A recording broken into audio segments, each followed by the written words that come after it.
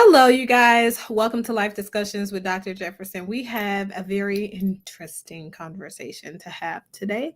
I want to welcome you guys to the show. If you guys are checking me out for the very first time, then I hope that you hit the like and the subscribe button before you leave this video. And hopefully, you take a tremendous amount with you when you leave here. On this channel, we typically engage in some of the difficult conversations or the more difficult conversations and areas of conversation, that people tend to stay away from because they don't want to have to face or have a discussion about some of the difficult truths that we have to sit with in life in general. Life Discussions with Dr. Jefferson is an accountability channel. So we do have a lot of conversations on here around accountability and responsibility and what the difference between the two are and what it looks like when we are our best versions of ourselves and evolving to greater states of being in general. Today, we're going to talk about relating in modern day relationships. And I think it's going to be interesting. So, before we jump into that, I'm going to go ahead and play the pre show. And I'll see you guys back in about 3 minutes. Come on in. Be sure to share.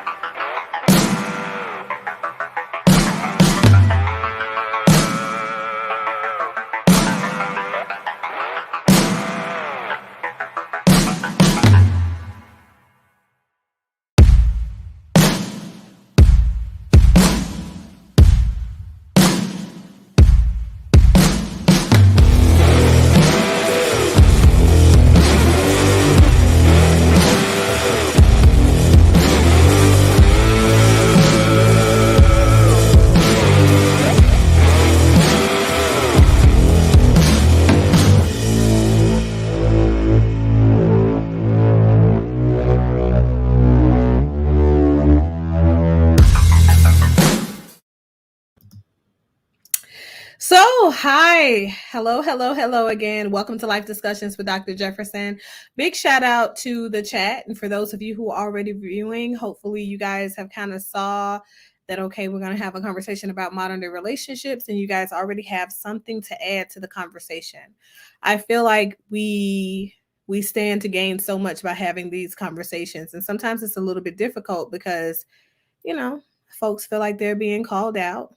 People are triggered. It happens. But we're going to have it today, right?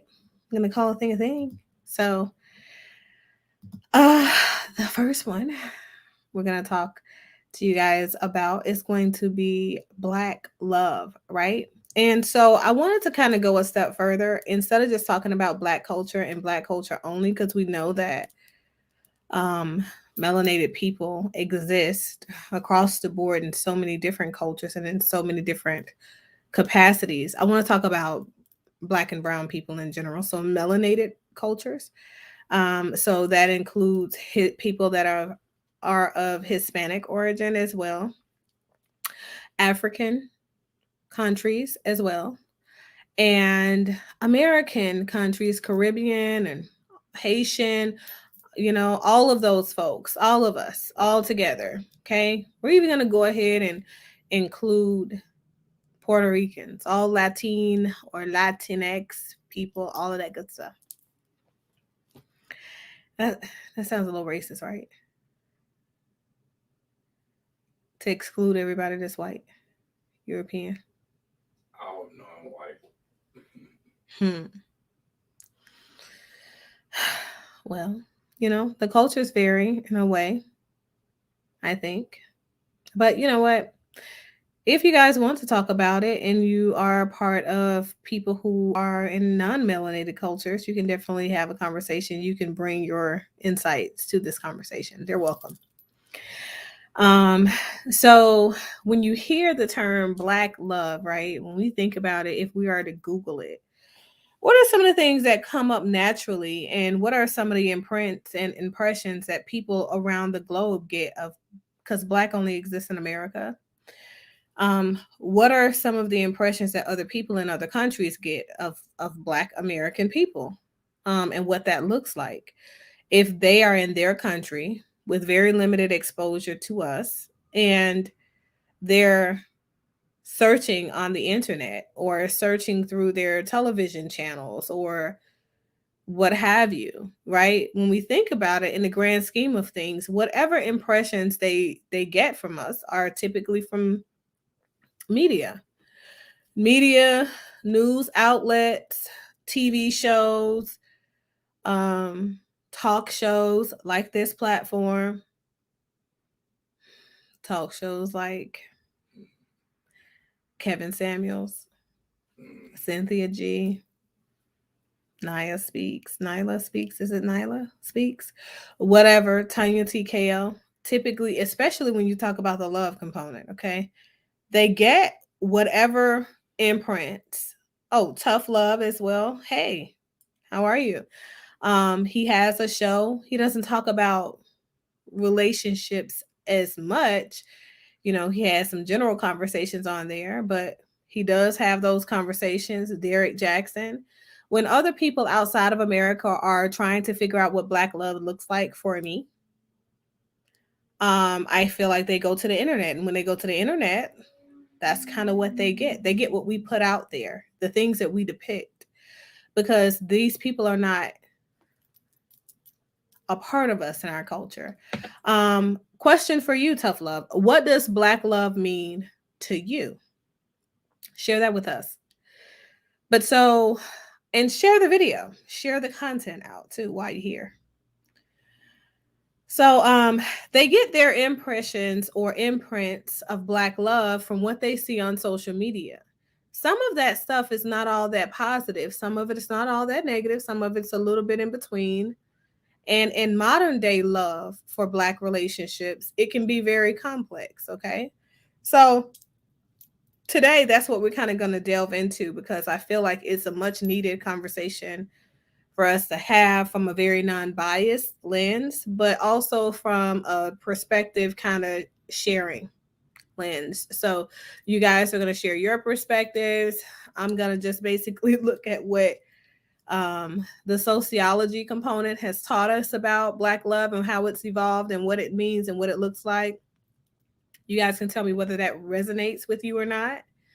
Awesome. I appreciate it. And also, for those of you who are following and checking this content out, even if you guys check me on the replay, make sure you go over and show some love to Tough Loves, um, his video cast slash podcast, his channel on YouTube. But he's also on Facebook. Um, and other social media. I'm not sure. I know I got like TikTok, Instagram, all that stuff, Anchor, uh, Spotify, Apple Podcasts, Google Podcasts. Do you have all of those or no? But so, to me, when I hear Black love, I think modern day Black American people in relationships that look like there is never a dull day. Okay. I think love and hip hop. I think marriage boot camp. I think, what are some of the other Reality show. yeah, reality shows out there? Princess Love, Ray J, You know, the Beyonce and Jay-Z. not the Real Housewives, but they don't show up. No, that do. But Real Housewives and Real Husbands And Real of, Housewives, they don't I show think up. the husbands one is Real Husbands of LA or something They like just that. bring in some people like that. Yeah, Maybe at home. of Hollywood. Right. You guys can tell I don't do reality shows, but those are the things that come to mind typically, because if you Google Black love, you're going to have all of those things come up, you know? He says, Black love, I guess that depends on what your idea of love is. Nowadays, folks think love is just what you showcase on social media. I agree. I agree. But the way that we relate to love or any other type of relationship typically is based off of modeling behavior or what we see displayed in front of us. And when I talk about Black love, essentially, and what it looks like for people who are outside of Black culture or in other countries, right? Typically, they're learning about how Black people move in relationships from what they see on social media or what they see in the media in general. As of late, we've been covering some very difficult topics on this channel. And when we think about it, those nationwide stories where Black men are killing Black women and kids in relationships, and Black women are murdering their children, and Black women are murdering their husbands, right? It doesn't paint a very positive picture of what love is, right? Because when we think about love, even though back in the day we have so many songs about love hurts, right? We think of love as something that is fulfilling, something that provides a sense of a feeling of euphoria, completeness, if you will. Okay. And we think about compatibility in companionship. We think about, navigating life with a partner. We think about partnership, right, in companionship. So we think about some level of recognition or validation. Those are the things that love should look like, essentially. Because when we go outside of relationships where love is present, typically those relationships start to look a little bit abusive. Um, Unless you have a relationship that's built around respectability politics for the most part. And we're going to talk a little bit about that as well. But so, for many people, when they look at Black love, they look at what they see in the media. They look at the headlines, they look at the way they see Black people from America display generalized affection in front of them, even. And sometimes we're not so affectionate in public. I think PDA has gone out of the door. What are your thoughts, producer? I think Black love is an unbreakable bond that that's cut to the core of the person. Well, the the intangible need to be around each other, do things for each other, which is just it's undeniable. I mean, that's just how it's a lifelong bond. Everlasting, enduring. You know, they give and never take. It's caring. It's understanding. You know, Hmm. patience, Can you guys hear him good? stuff like that. Maybe I'm gonna put my mic on front and back. Mm-hmm. Okay. I Yeah, just want to make sure that if you guys are not, give me a one in the chat if you can hear him, a two if you can't. But so, to kind of paraphrase, for you, Black love means terms and actions of endearment. Well, it's more of a, I say, term is an internal feeling that give you those terms to don't it unlimit you to well. It leaves you open for more space to receive love and give love. It don't limit you. Love is not Okay. limited. You know what I'm saying? You come up So, with do you feel terms and like when you conditions. love somebody, do you feel like since it's limitless, do you feel like there are no boundaries there? You feel I'm not like, saying there's no boundaries because okay, boundaries keep you in check. But I'm just saying within those boundaries you can find ways to keep the love going forward because the boundaries will keep that in place to make sure it happens. You know. okay, that's a good one. So, what I see in modern day relationships, right, from a clinical stance, I see a lot of people who are, okay, he said he can't hear you. So, what I see is a lot of people who have evolved into situationships. And then after the fact, they tend to try and build love because they're building on whatever type of relationship they first found themselves in, which is typically a friendship of some sorts or friends with benefits, blah, blah, blah. And it's kind of like as time goes forward, they find themselves in a relationship, intimate partner companionship. They're all the way in with somebody that they never intended to build with in that way. As a result, they're trying to make shifts to accommodate what they now have versus what they intended to build from the onset. Now, what typically happens is that this becomes one of what we consider to be unhealthy dating processes because, to be honest with you, when you build like that and there are no hardcore expectations at the onset of something, when things start to unravel and they don't make a lot of sense, and when people are not meeting our expectations because they never got a chance to sit with them, when people are not given our boundaries, but then they start to tiptoe around and then step on them, right? Because they never knew those were boundaries for us. When that happens, the relationship starts to unveil its layers where it's not healthy because it's never healthy from the beginning.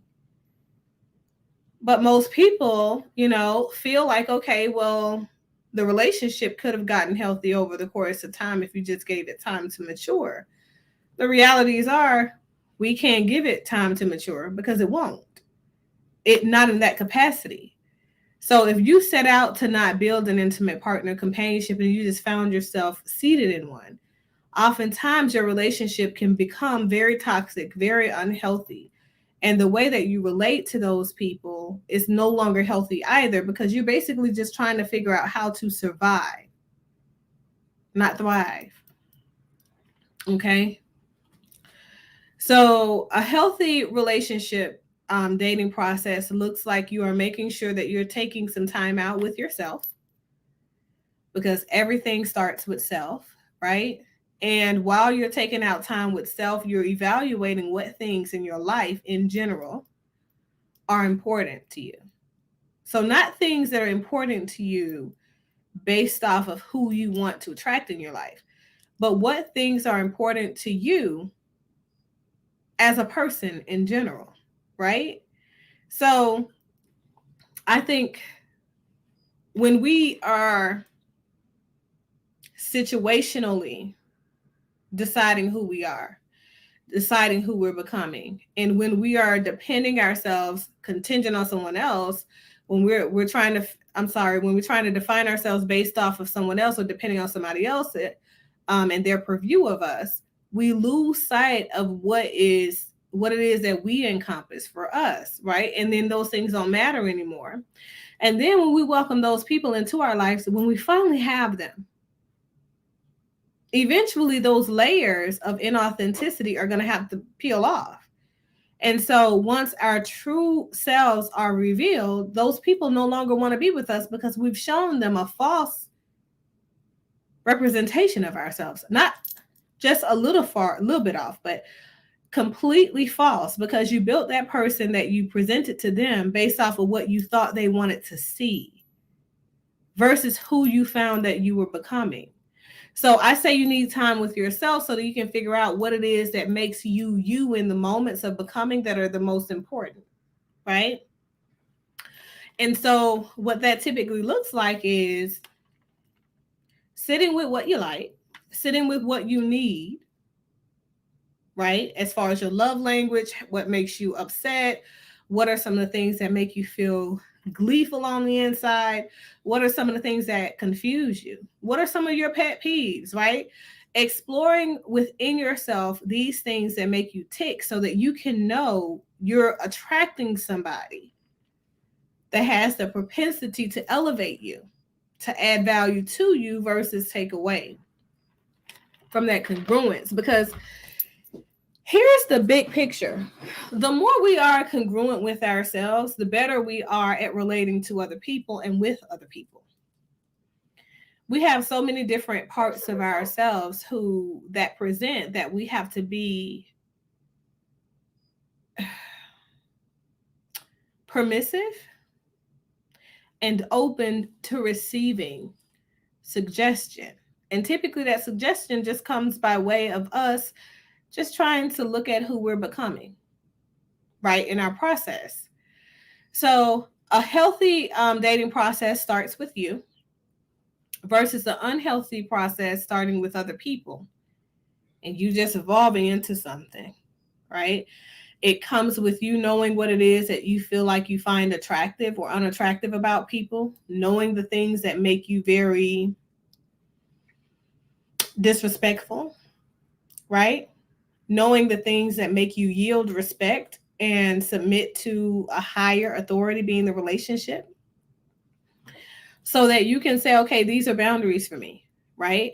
So if you know that family means a lot to you, a hardcore boundary may mean that you are only interested in building relationships with people who are welcoming connectivity between external and extended family, right? So you wouldn't want somebody that is standoffish, that doesn't want to be involved in family, who has a hardcore boundary of disengagement. Because then you guys are going to be conflicting on what your interests are and the way that you share your energy with the world around you. So that's just kind of somewhere to start, right? So your process when you are in a healthy relationship, it looks like you are doing some deep-seated self-exploration. As a result, you're coming up with some healthy boundaries and healthy guidelines and healthy expectations to convey to the other person, and to evaluate the other person, because not everything is going to be directly conveyed. Some things are going to be received by your observations, right? And then you're going to go through the process of vetting based on that information that you collected about yourself. And after vetting, eventually you're going to date the person that you've chosen through the vetting process. And then once you start dating that person, you're going to move into a place to where you're like, you know what? I think that this could be something. So you start courting that person with the intention of that commitment becoming a thing. And you go from there and you guys get married, stay tethered for a lifetime or whatever, right? But the idea is to not have yourself just fall into something, because for modern day relationships, I'm going to be very honest, most modern day relationships evolve out of situationships and friends with the benefit situations where people are engaged in sex before they're engaged in intimacy and getting to know that person. I guess that was the term love is blind come from, what you just said. People about it, people are blind how they looking, they fall into it. No sight is no sight. Just let it happen if it don't happen or whatever. No, not necessarily, because love is still a part of that process of healthy relating. So if you're searching out or seeking out intimate partner companionship, right, you may not always fall in love with that person, Right. but you're definitely going to find yourself aligning yourself with somebody who has the propensity to bring that out of you. Mm-hmm. Now, if they don't have the propensity to bring it out, if they don't end up bringing that out, that's fine too. But you know that when you first start building this relationship, you intended on having an intimate partner relationship with the person Right. longitudinally. So what that looks like is after you've dated them for a length of time, you don't move to courtship because you recognize through dating them and possibly through courtship, you recognize it. But you recognize that you guys are incongruent on some capacity, on some level that prevents you from moving to a space where this person can bring out the better parts of you and they're bringing out more negative components than positive components in you. So then you divest and you just go through the process again with another person and you're seeking now a qualified person based off of what you learned from that relationship that you had with that previous person.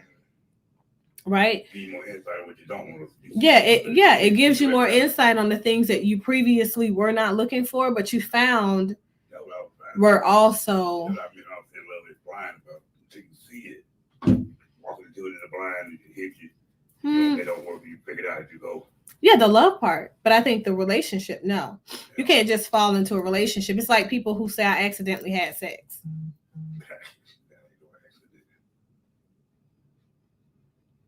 How do you accidentally have sex with somebody? Right. You know what I'm saying? So it's really important for me to kind of always clarify that part, because I feel like that's a huge part of the issue with modern day relationships. People are like, okay, well, you know what? This might become something, whatever. Let's be friends and figure out, where to take this from there. Where do you want to take this? Right? So the next question is there therapy for people who are single but want to focus on relational skills? If so, what does that look like? So my answer to that is yes, therapy does cover. We, as clinicians, we do offer relational counseling and relational therapeutic services to people who are not currently in intimate partner relationships, but who are at that very important first phase, right? So they're doing the self work. They're trying to figure out what about me, right, aligns with best practices, healthy standards, and relationships, right? And how can I get that thing, right? When people are working from that particular space, it opens up the possibilities in a whole different way, in a whole new way. And so what I see is that many people who are doing this work, they're trying to get to know the different parts of self because they've been alone for so long. And then half of them, even though they've been alone or single for so long, they have been in relationships, but just not the relationships that are intimate partner companionships. It's more like intimate relationships. So they're having sex with people because they like the friends with benefit situation. And then they realize that, okay, I'm at a point now in my life where I really want something greater than this, right? I want to have a person that I'm regularly waking up to in the morning, regularly taking out on dates, regularly, spending my time creating and creating spaces and relating and sharing energy with those folks. So in situations like that, we find, you know, people who are very, very congruent will probably go to a therapist at some point to find out, okay, what is it about me that keeps me in this pattern where I'm finding people and I'm having regular sex with them, but I'm not building an intimate partner relationship with them, right? And sometimes it's trust issues. Sometimes it's more than that. Sometimes it has to do with the modeling relationships that they've seen in their life. Sometimes it has to do with trauma, right? And a history of just not knowing.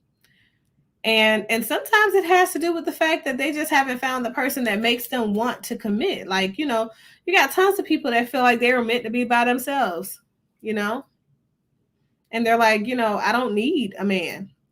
I don't need a woman.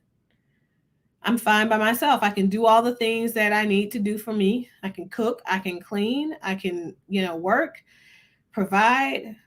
That's life. But what you cannot do is procreate, right?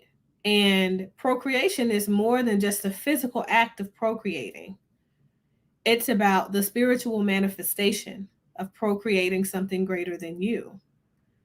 So when you join yourself with another person, the different parts of you come together in a way where collectively they can contribute to a higher state of being, to a higher purpose, right? A higher level of acuity,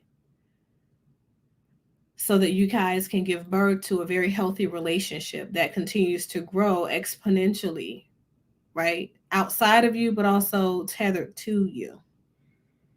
Um, but so, you know, people go to therapy so they can find out what it is about them that prevents them from, seeing that that's a possibility. Um, and so there is that part. Okay. So let me know if you guys have any questions there. We're going to move on to the next one and continue to share your answer to this question. What does Black love mean to you? Okay. So now we're going to talk about, what do men really want in an intimate partner relationship? So I'm going to give you the answer from a therapeutic stance, but then I'm going to let the producer share his personal thoughts. And if we have any men who are in the audience watching, feel free to chime in and tell me what it is that you feel like you've identified as something that you really desire. I go first. You want to go first? I think for me, come closer. I think for me, what I look for in this partnership is somebody who has a seventh sense to tap into my sixth senses and knowing when to do that. Okay. That's what I think. That covers all my areas. That means they pay attention, they have observed, they pay attention to me, they know my moves, when they know where I'm at. They can tap into all my sixth, they have my seventh sense. They my eyes and my ears and my third eye. So I see that. What about sex? That part of the sixth sense, all that. So she know when to have sex with me, when to do my back, when to stroke my head, when to massage my back. She know how to touch me in all ways, including sex. Okay. So could you be in a relationship that has zero sex whatsoever? I wouldn't say I could. Couldn't be in one, but it have to be a situation where sex could not be had. Well, if you're still able body to have sex, you have to. What are you gonna put the urine in there? You're gonna want to have sex. So it got to be a thing where it got to be medically induced, or something got to be a habit for me to. The part ain't working. Something got to be wrong in the area. So it's an important part to have intimacy and sex. They both kind of go together. Okay. Interesting. Mm-hmm. What do you guys think? They both kind of go together. To me.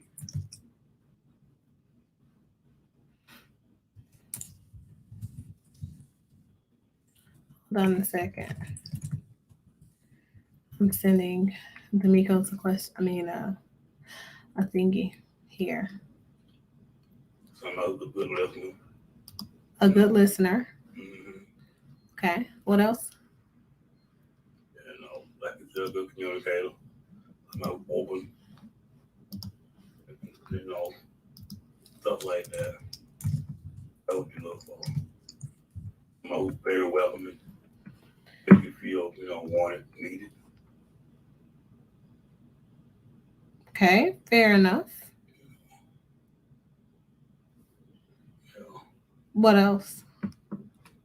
Somebody who just, if you that feeling that you can't give yourself, that uplifting thing, that you party that you look for, you find it line, it's always in your grasp. You get your hands on it, they possess it. So you with them, you feel that. they get an extra flu. Okay. So, do you think that men also want, relationships where they are respected as the head of the relationship? Kind of like positioning. Do you think that's important? But I think first of all, I think you want to be respected as a man first. And what does that mean? Like, what does that look like? What he stands for, who he is, what he brings to the table, how he move, how he operate, his value, to that person. Once you get beyond that, then you respect his position because you have given him that position. No one give you a position and respect you first. You don't get a position if you have respect first. That's very seldom done. I agree. I agree with that. But I do feel like modern day relationships oftentimes men are slated in positions and they don't have any respect rendered to them. So the modern day woman is now a woman who is educated, has the capacity to protect and You're provide not for really, you're herself, not really in a position. right? You As her man. just put it, you in Space filler. a situation there, you being used for whatever that position is designed to be for that position that what it's seated for. You know what I'm saying? You fill it into to the proper person come on. Mm. It's in other words what they say, it's just due to you get here. So you think that most women, in your opinion, do you think most women are just basically filling the spot with Mr. Right now? Yeah, Okay. yeah. All right. Fair enough. So I find most men who come to therapy who are a part of modern day dating society, and these would be people who are between the ages of 24, anywhere between the ages of 24 and 38, 39. Okay. And I've had people, I'm going to talk a little bit about the ones who are over 39 and what they're looking for and how that compares in contrast with the people who are, you know, in their 20s to 39. But I find that people who are in their 20s to the 39 framework that are males, they're looking for a woman who is extremely physically pleasing to the eye. They're looking for a woman who has spectacular sex.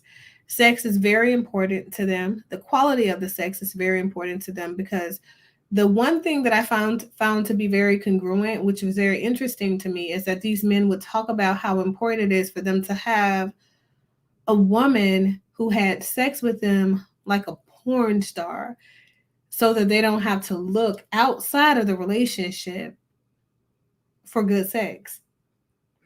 So Well, it's different though because see it's interesting to me that they ask for that, but then they're very specific and say, well, excuse me, I don't want a woman that is overly exposed sexually. So they have both of those requests in the same energy. So you want somebody that's going to have sex and make love to you like a porn star, but she can't be overexposed. How would you expect her to get these skills? From where is she supposed to acquire the skill set to screw you like a porn star, right? But either way it goes, if you're not ready to find a point, how can you ain't gonna really get it like that? I mean, you better no, you don't want that, my bro. So do you think that most of these men feel like their performance is at the level of a male porn star? Let's be honest. How many male porn stars are really doing anything significant? I'm just saying. I can't gauge, but the camera can do how they trick them films. Exactly. That's what I'm saying. So the thing is, it's not a lot of difference between more visual than actual content. Men aren't doing a whole lot though. Men don't do a lot during the sexual encounter. I'm just saying on the picture they give you more visual than content. Well, actual what it be for real people to do. They give you a short 5 minutes, probably been edited type tape. Sir, what do you mean a short 5 minutes? The average male has sex 5 minutes or less of physical and continuous penetration. 30 minutes for the whole encounter. I'm just saying, boy, how they do the editing for the film, they make that 30 minutes to 5 minutes, and 5 minutes to 30 minutes. They stretch it out, but you don't know what really happened on that set. What somebody do in their private room, I don't know. Hmm. They make it more Interesting. entertaining for you and I to watch. I don't find it to be too entertaining myself. I've been on the sets of porn recordings, the And filmings. that's So the outcome. I That's the outcome that they looking for. They try to put something together so it can be watchable versus what they really were doing at the time they done it. It wasn't. They made it more than what it probably was. Sometimes make it less than what it was. Sometimes you got people that do great. Some of them just they more on video on size and structure and the sounds they make, stuff like that. It's all for the show. So do you think that when men make the request for quality of sex, do you think that I don't think they have point or skills to have quality of sex. That just lets you in that level where that you require. Mhm. I require more sensitivity, more sensuousness, more closeness, stuff like that. That's quality to me. Okay, And but that's the difference between the age groups too, because I'm going to talk about that's that. why you I that's why found you that asked that men question that about were over that's why you asked about 39. that question about sex. I'm at the age well Yeah. that mouth don't mouth like that. In Hmm. 29, 39. I'm on the other side. If I ain't got about them, probably ain't gonna do it. Yeah. Now I found that men over 39 had less requests around sex, right? And for them, they were looking more so for intimacy than sex. Though they still articulated that sex was important for them. The way that they defined sex at that point is quite different, especially when they start getting the 39 between 39 and 57, 58. They would say, okay, I still need sex. Right. And it looks like this, right? And we need to have sex at least once a week because for them, most of these men have been married, divorced several times, one time, however many times. But for them, once they got married, they had sex on average maybe once a month, once every couple of months, toward the end of the relationship, and sometimes not having sex at all. So for these men, sex is important, but it ain't really that important. And they think it's still very important, right?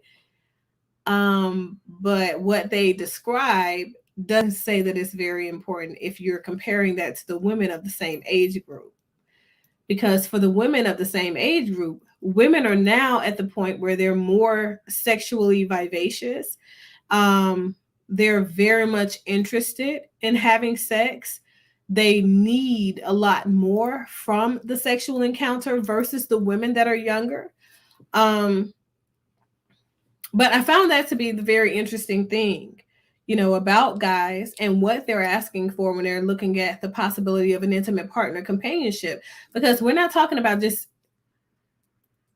you know, friends with benefits type of situations. We're talking about more healthy, congruent, mature relating type of relationships. And those tend to be, yeah, those tend to be more far and few in between, for men at this phase, especially in the modern day relationship society where most men are divesting from the idea of even being married. So it's like, okay, if I'm gonna be married, then the sex has to be porn star quality sex.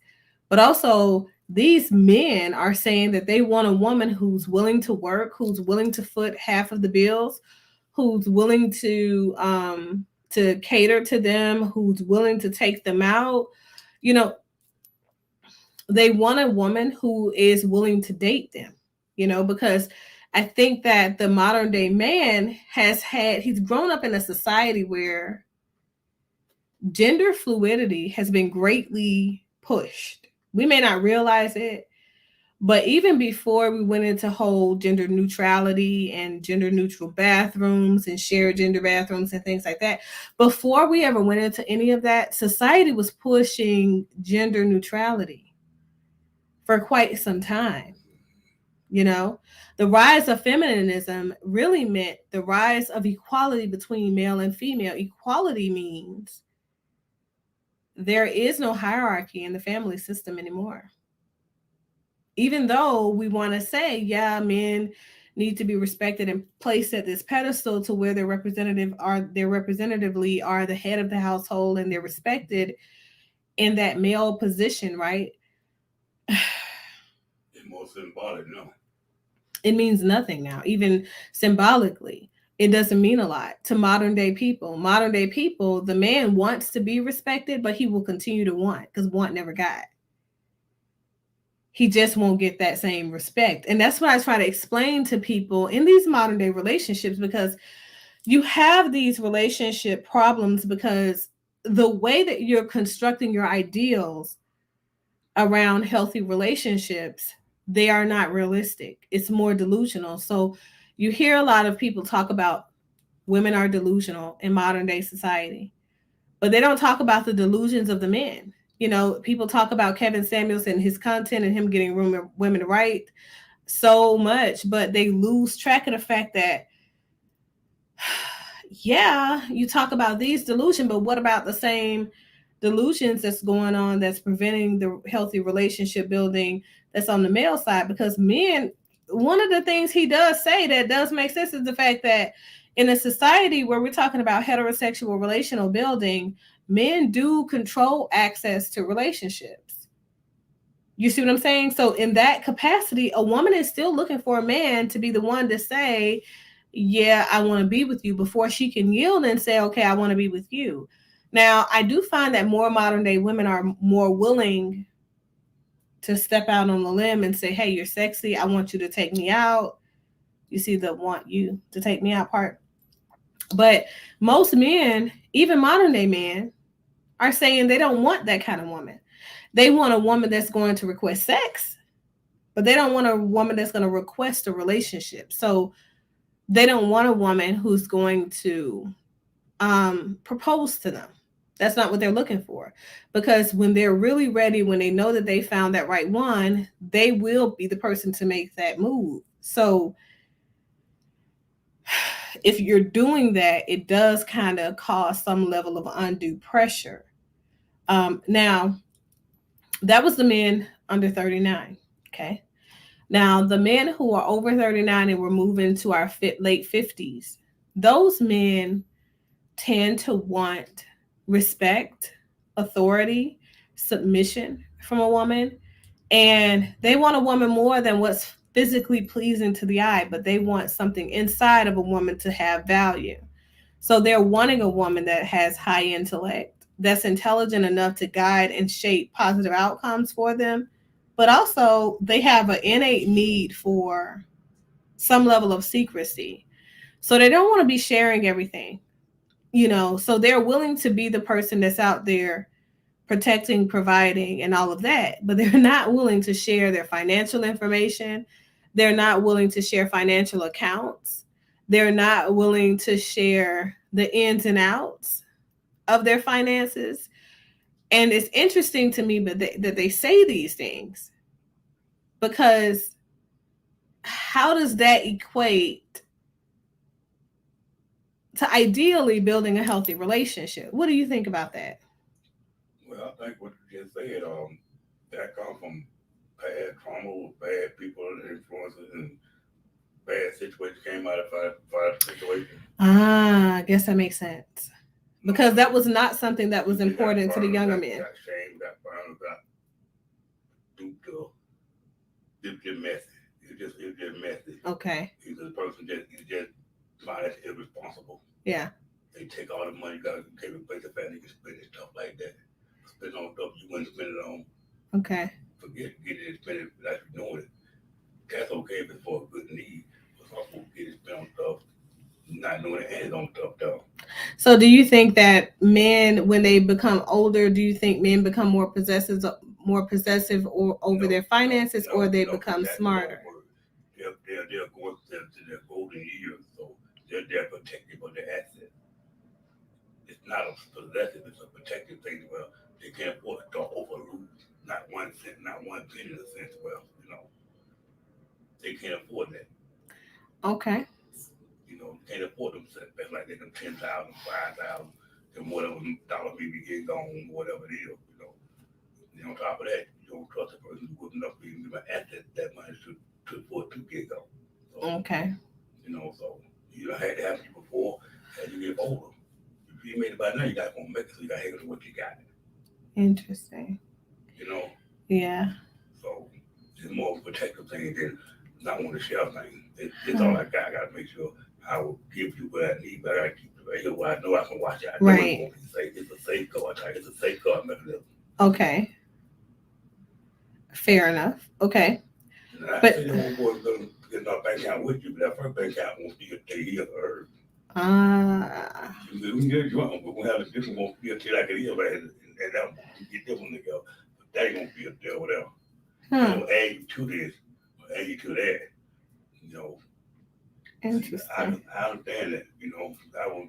That's interesting. That's interesting because what it says is that there are spaces or there are still some layers right there of trauma that have to be resolved because you can't truly pledge yourself wholeheartedly to a relationship if you're still struggling with parts of you based off of previous exposures and relationships and I'm just traumas. saying now, Right. it still can go there. It didn't go where they would do all it together, but it just takes a minute to where they can, both Get trust each there. other. You know what I'm saying? You just can't, like, you Yeah. can't do about it 2 or 3 months or 2 or 3 years, and then you jump into that. They got to be some years and some hours. You said 2 or 3 months or 2 or 3 years. Shit, we're talking about people that's over 39, heavily into their 50s, almost 60 years old. And you're talking about they willing to waste 6, 7 years on building a relationship before they can. Somebody putting you on bank account to do that kind of stuff. You don't just jump into it. Yeah. Today, they kind of they set their way. They got to break them barriers, them walls down. They got Okay. discussion, had them conversation said.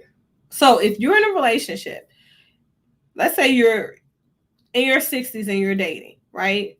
Is it pragmatic? Because there was another question that came up that said, at what age are you just tired? You're no longer waiting for somebody to just be ready to marry you, right? Um,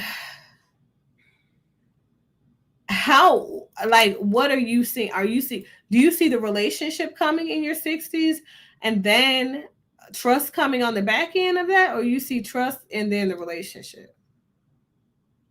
I think trust builds a relationship. First relationship build trust. So once you trust them, you can build a relationship. And then it's kind of Right. That's what I'm saying. It's not a trust issue. It's more of a invested time issue type thing to come that type of stuff. You see what the person really, you know, involved in your life. Well, it makes sense to put them on the documented. Oh, because then you're not afraid that you're gonna have a failed investment. Right. Yeah. You know what I'm saying? Yeah. Yeah. Somebody might have a 6 month plan to come and do you and do you. They get half what you got. They call it. You know what I'm saying? That's a self-centered thing of entitlement. You know what I'm saying? Okay. They call, women do it all the Hey, time. Mr. Brooks. They'll marry somebody and do the contract thing for 5 years just to get the money. So, Mr. Brooks, you're a male. Go back and type in what you as a male feel like you want from an intimate partner in a intimate partner companionship. Um, and because you missed that part of the discussion, we had some very interesting conversations, but I want you to tell me what it is that you've noticed that you want from a relationship at this point in your life. So now we're going to talk about what do women really want in an intimate partner relationship. And we are talking about modern day relationships, but modern day relationships look different because women and men are still very modern regardless of their age groups. But we're talking about right now in this day and age what people in those different age groups want out of an intimate partner relationship, and that does look different as you move along the continuum of the age spectrum. So I would say in younger women, right? And when I say younger women, I'm just going to be honest with you guys. Even though I started asking men at 22, 23, but the vast majority of the ones who answered were around 24, I started asking women at age 18. and had a significant amount of women who were willing to share. So, women at age 18, from 18 to age 45, all have wanted the same thing, which is interesting. You see how large that gap is? It's fucking amazing. What they want. We only started finding differences, significant differences, over age 45. We're closer to 47, 48. But so women from age 18 to 45 all reported that they were looking for stability and security in a relational partner. And size matters. They all wanted a man that had a nice sized penis. But the main things were stability and security. Stability meaning that man is stable financially; they're not having to take care of him. One of the things that I mentioned that they mentioned the most in conversations with me is specifically they didn't want to be paying a man's child support. That's crazy. That's crazy. So you said, "Wow, I just had a person that sees me, or want a person that sees me hustling, and I can call her to handle things I can't. If I'm making T-shirts and they selling, can you please drop them off and collect the money?" Ah, I like that. I like that. I like that. So you want a woman that's supportive, but also who adds value to what it is that you are currently bringing and providing to the relationship. But yeah, so those were the top three things that women wanted: stability, security. And stability looks like they were financially stable, they were emotionally stable, and they were mentally stable, and their health was stable. All of those things were important to them.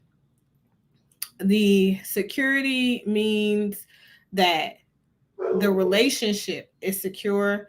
That person is secure with themselves. That person is secure with them being with them, the woman being with the man. Um, so there's no back and forth, if you will. And what was the other one? They felt like they were physically secure and safe with the man. So another man couldn't talk to them sideways. What's the thing they would say? Not sure exactly what that means, but um, those things were very important. Why is Jack barking? He wants something. You guys, yeah, maybe someone outside roaming. That's the outside ball. Mm-hmm. But so these were things that those women between ages 18 and 45 found to be very, very important. And of course, penis size mattered. So most of those women said that they wanted a man that had a long penis. So it had to be 9 inches at least. And just curious as to where you're measuring from. I don't know. But that's what they said. But a couple of the women were like, well, and you know, some women are in groups, right? Family system, and oh, well, you know, a little girth is good. You know, as long as he's got something that, you know, tickle a woman's fancy, that's good. You know, it could be a shorter one, but it has to have girth. I don't know. These are things, I mean, and these are requirements. These are things that they desire, but they just like, hey, this has just got to be there for me to talk about building an intimate partner companionship with a man. Okay. Um, the women who were older, and even though I say 45, older than 45, the vast majority of these women were around 47, 48. Okay. Going all the way up to age 80. Intimate partner companionship was not about sex. A lot of them said it doesn't matter what the size is, doesn't matter if it continues to work. You know, similarly, they wanted security out of a man, but they felt like these things were just innate. They felt like a man These are things that a man naturally does. So I don't want these things. These are things that come with a man. He has to be able to provide and protect his home. You know, he's the primary breadwinner and things like that. So those weren't things that they noted that they were very interested in because they felt like these are things that just come with a man being a man. However, they talked about the fact that the man had to be respectful and also attending to their needs. And I found that, I don't know. Don't know how I really feel about that. Respectful and attending to the needs. So, what does that say about the way they feel their previous marriages where their husbands have died or they've divorced their husbands and things like that? What does that say about that component? What do you think? Hmm. From my own perspective like that, I really don't know about that. Women, you know, that's y'all territory. Tell people they always tell. I'm wondering what you think about that. I'm curious as to why it was so important for younger women, you know, because this is what was so interesting. I'm going to tell you for me what stood out. What stood out is the way that women saw security. The younger women, and I say younger, up to late 40s, but still the younger women, the way that they saw security and valued security in men, they saw that if a man was secure within himself, if he provided for physically her security, and he was financially and emotionally congruent and secure with himself and all of these things, if he was balanced and stable, they felt like the most thing that they would have to require would be that secure relationship component. So making sure that he wasn't going to step out the relationship. So finding somebody that was ready to make that commitment longitudinally versus older women just thinking like, that don't really mean that to me. They ain't going nowhere. You know what I mean? Mm-hmm. So I found that that was interesting for modern day relationships, even now in today's age. They're expecting that. They're expecting men to be respectful to them, though, when they're older in age. Like, I guess I could see for some older women. To me, I see that in as an issue that most people, women's, you know, have a problem with when they've been in a relationship with a man for a long period of time and they're in their 70s and 80s. I see that respect on the man's part to the woman is a huge point of contention. Like, because the men have zero respect most of the time. I mean, they talk, when you talk about sideways, woman, do this. You know what I mean? Not, hey, babes, can you make me breakfast? You know, hey, babes, can you make me dinner? Hey, sweetheart, would you like to go out to dinner tonight? Not taking her anywhere, not doing anything. These are the things she's got to do. Period. Go bring me a beer. You know, clean this, clean that, do this, do that. Um, because he feels like he doesn't have to do anything, right? Even if they're retired and have the time and space to do it, they refuse to help. So I think that, I don't know how that make me feel. Like, does masculinity get toxic in old age? I think get them more ornery and things that take you quicker. You take the band a little shorter, because you're going back, you fighting it, the aging process is going back to be what you want to call it, a man, baby again. Going, you're fighting it, that thing, it come out like that. Why fight it? You know what's happening. That's just natural reaction. Fuck that. So I'm never gonna get old. Just so you guys know. That's a natural reaction. When you find it, it don't come out right because you kind of feel like, you feel away. You might actually see yourself doing it when you're doing it. But that's what you're actually doing, though. Mm, well, I thought that was interesting. It gives a sense of hierarchy, you want to call it. Well, it become more of an ego thing. Well, they feel that need to not say be living with somebody or something like that, but just they ability won't tell them what to do. It comes what that means, man. It is like want to order you around type stuff. I'm supposed to get off on that to a certain extent. Control it, you know what I'm saying? But don't say nothing. I say it all, you do it all, you know, mm, that type of stuff. You know, me and that women go through that. Mm. Y'all go through the change. Yeah, y'all keep. Don't you dare. Say we Y'all, go through and go through the change. For your information, we don't. That's it. End of the story. your energy get real different. End of discussion. You know, like Okay. Say, where are all these crazy women that pay child support? I need one of them on my team. They like to support people that get to support my business. mm-hmm.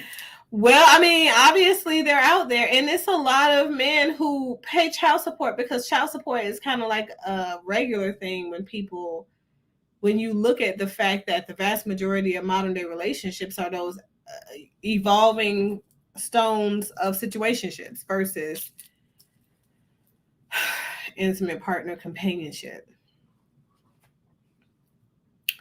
So the next question is, what do you guys think women really want in an intimate partner relationship? But the next question is, what is the difference between healthy bonding and trauma bonding? And I love this question. I do too, but I want to know that.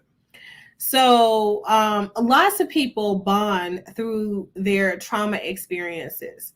Shared experiences in general typically lead people to be in relationships where they relate to one another. Okay, and this definitely includes traumatic events. Traumatic events are still shared events, oftentimes by people. Okay, now trauma bonding, very interesting. This is the interesting part for you guys. Trauma bonding doesn't mean that you guys have a shared traumatic experience. It doesn't have to be a shared one, but sometimes shared trauma does bond with people, okay, or make people relate to one another.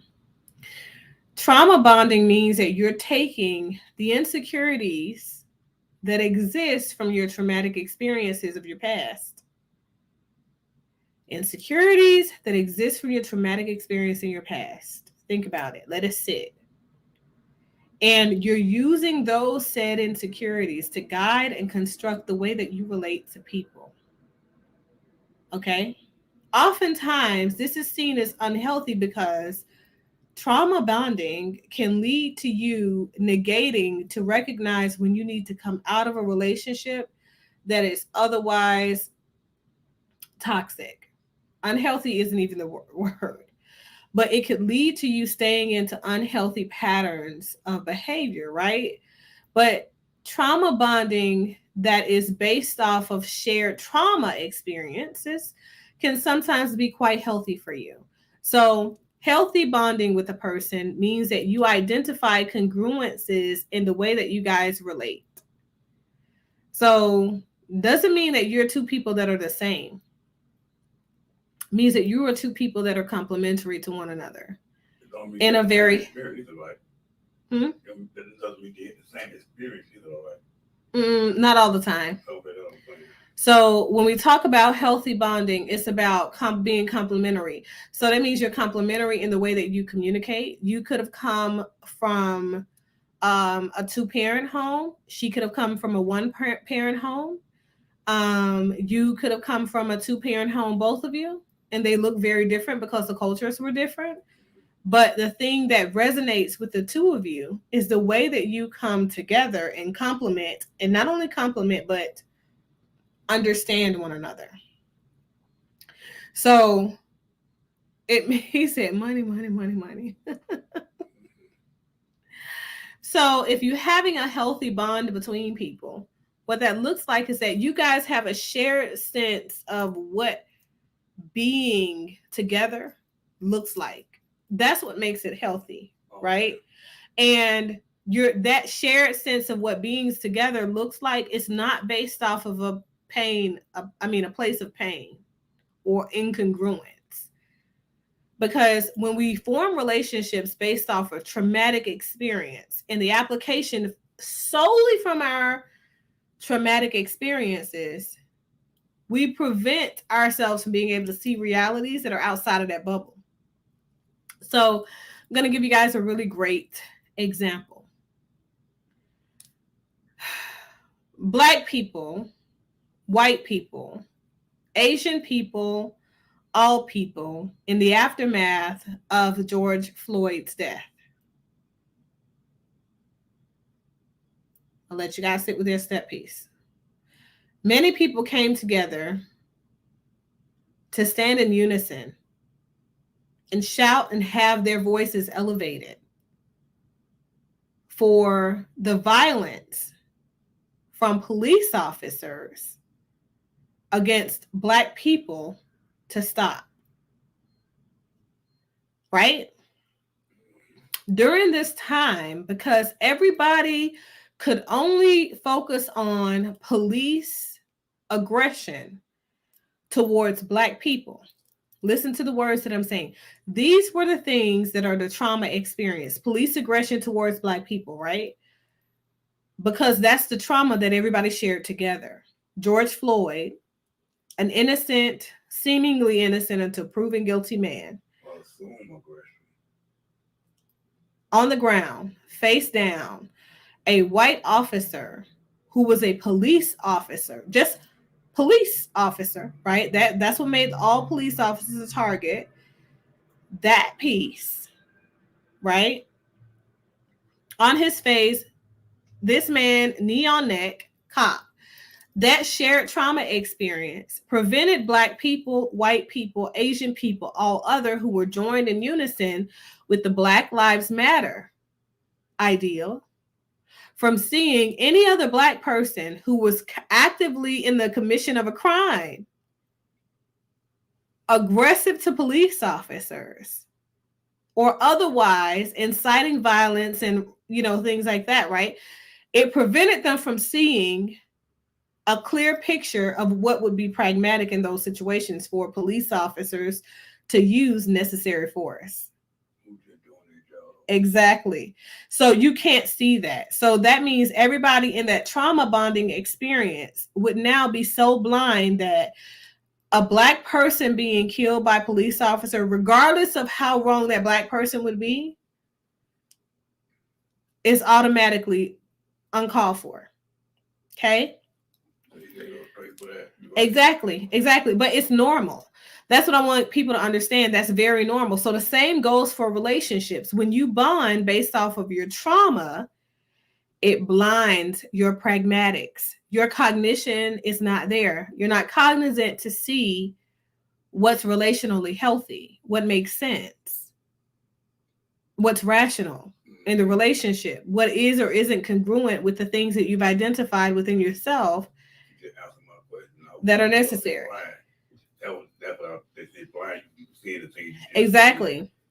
Because when people refer to love as blind, they're thinking about back in the old school, right? I want you guys to really pay attention to this one. Back in the old school, people were coming out of traumatic experiences at home. Okay. It was very common in Black households for women to be raped when they were children, boys to be raped when they were children. Very common for physical abuse to occur as a means to discipline, a means to an end, and getting people to do what it is that they wanted them to do. Because these were the best practices for parenting. But also, these were the ways that uncles, cousins, friends of the family that were close people that lived in the household, this was the way that those people that were undesired, this is how they got off. They fondled the children, and it was a normative thing because guess what? Grandmother was also fondled by Uncle Harry. All of these things were very normative, and no matter how much these women wanted to contract for these young people's safety, they just absolutely could not because they It would be, it's a generational trauma that would happen time and time and time and time again.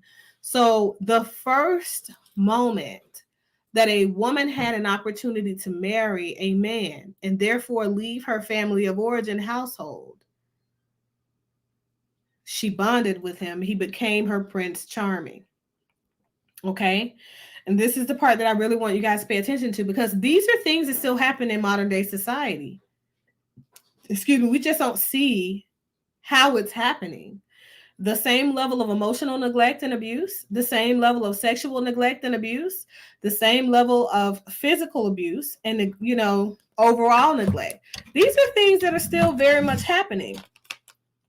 So, what I want you guys to understand is that if we are to find ourselves in healthy relationships, you have to identify when you're trauma bonding. So, you're just trying to run to something to get away from something else. So you're only selecting the lesser evil. You're never getting to the core of yourself and what you need to be whole in a relationship.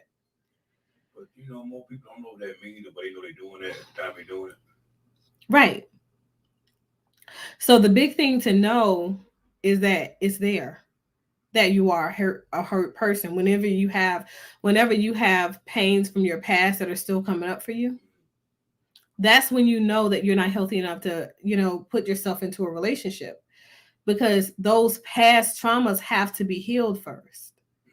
And it's more difficult to work on healing yourself if you're also trying to work on joining a relationship.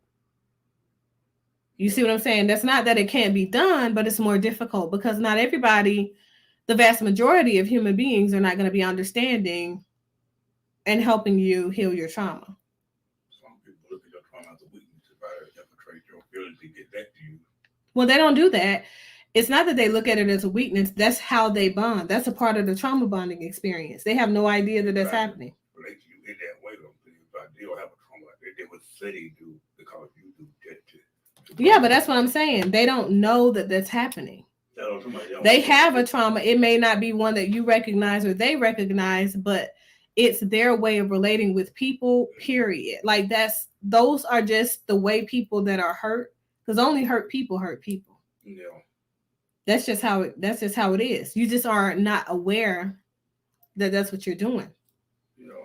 Or that that's the reason. If you were aware, you wouldn't be doing it.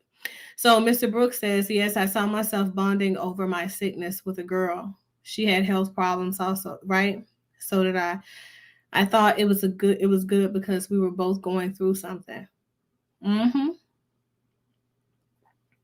And neither one of you probably even recognized. You don't know if you're doing that. Mm-hmm. You know if you're doing it, if you're not sincere, you don't really have no trauma like they have. Mm-mm. Even if you're not sincere, you have no idea what's really taking place there. Because there is a reason for the lack of sincerity. Mm-hmm. And that's also trauma related. I'm saying you can inflict more trauma by not being forthcoming, and you just try to play it to somebody already been traumatized. You put trauma on top of that trauma by being, off from the beginning. You want to call it. Yeah, but some people, very much like you spoke to the men that are part of that older group, who don't want to share their financial situation or financial disposition with their partners. They have no idea what they're doing in the overarching experience. So it's the same exact thing. So, understanding the clinically relevant or components that are underneath the intrapsyche of a person that contribute to those types of behavior is very, very complexing. But I do feel like people do need to know the basic things that are on the surface for them to recognize, in order to know when they need to correct these things or when to seek help in rectifying these things, so they can be a better version of themselves and create space for them to be healthy in those relationships that they're now building. Modern day society, though they have way more tools, right, are more neglectful of emotional and mental health needs. That's a fact. Whenever things look like they are option to us, right? We treat them like options. So it's something that I don't have to do. So What I want to leave you guys with is this. If you are a part of modern day society, whatever age group you are a part of, right? You have to at some point find yourself relating to another person over the grand scheme of things. Connecting to connecting yourself to someone meaningfully and building something solid. If you're going to do that, you have to first address the parts of you that need acknowledgement and validation. And in addressing those pieces, you're giving them acknowledgement and validation, but you're also recognizing that some of these things need to be shifted.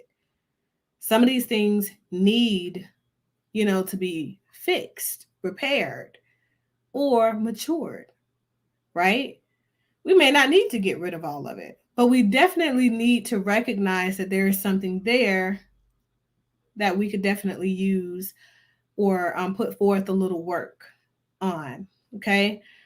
Um, Modern day relationships are not without their incongruences, um, without toxicity, right?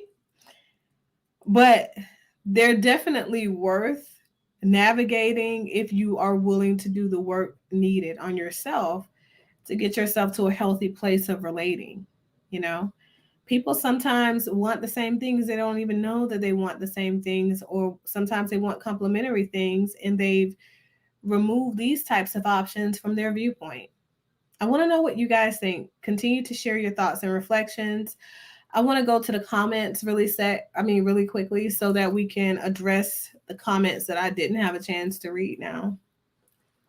Like you at home, baby. Something the last one right here. Um, so Mr. Brooks says, but I think a lot of women are trauma bonding in the Black community for this situation with thugs. That's what infatuation. Oh, their factuation. Infatuation with thugs. Yeah. I think that has a lot to do with the incongruences we see with young women in modern day society. I think that that has a lot to do with the what women want also in that age group. We talked about those women wanting security, financial security, and all of that.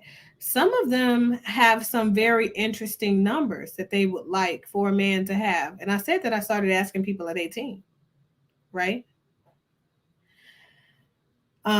What I didn't include in here is that most of these women who were 18 were very much interested in dating older men who were in their 30s. And the only way they weren't interested in dating men in their 30s, when we're talking about 18, is if those men who were their age were getting money, getting the bag. It was interesting to me. And when I say getting money, getting the bag, I mean making six figures or more. So in being realistic, we have to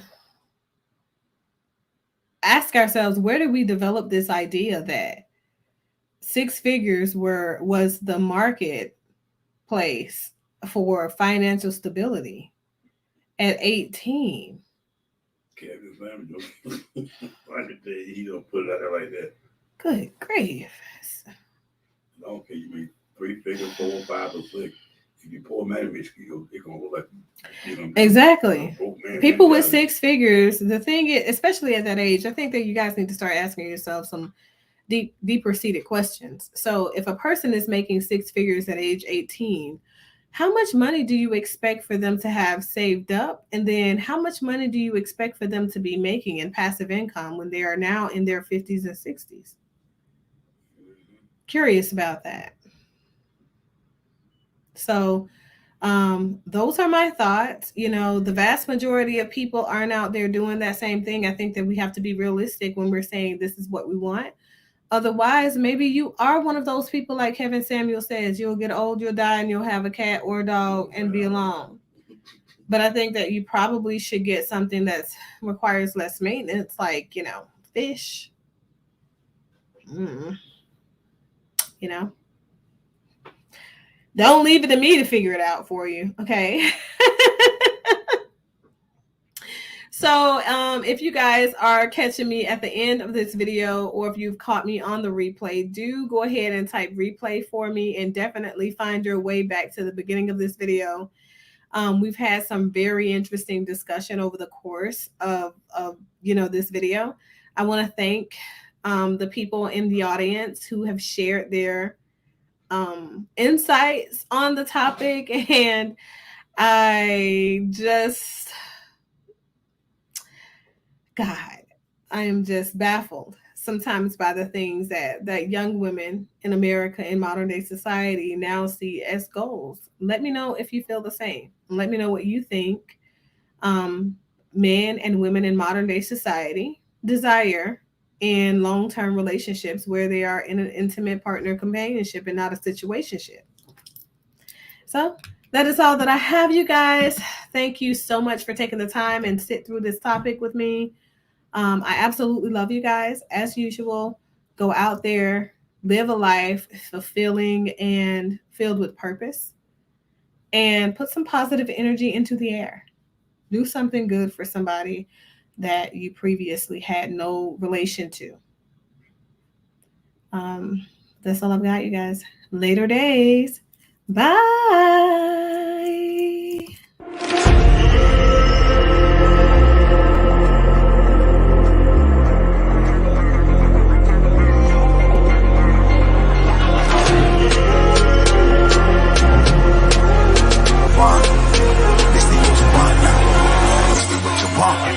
A life can't put me in a box. I redefine any definition you got. I am the tiger, I'm making steps to the top. The flames, I rip it up, you just gotta hand me the rock. Take a seat, you cannot stand it. All I know, the flow harder than a Scotch bunny. Don't try studying me, you cannot manage. This ain't what you want, bitch, I'm a fucking phenomenon.